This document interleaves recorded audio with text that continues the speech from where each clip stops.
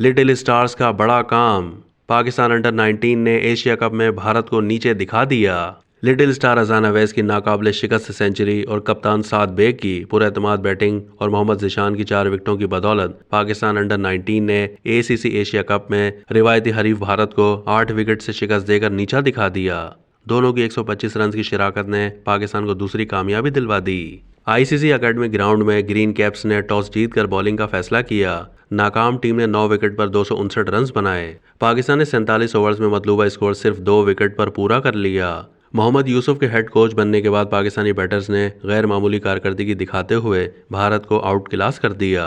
पाकिस्तान के शामिल हुसैन 8 रन बनाकर आउट हो गए। शाहजेब खान और अजान अवैस ने दूसरी विकेट की शिराकत में 110 रन का इजाफा किया।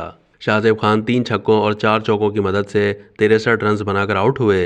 अजान अवैस ने 10 चौकों की मदद से 105 रन बनाए और आउट नहीं हुए। कप्तान साद बेग ने 1 छक्के और 8 चौकों की मदद से 68 रन स्कोर किए और वो भी नॉट आउट रहे। भारत की इनिंग्स में आदर्श सिंह ने 62, कप्तान ओदे सहारन ने 60 और सचिन दास ने 58 रन बनाए। पाकिस्तान के मोहम्मद जिशान ने 46 रन देकर 4 विकेटें हासिल की।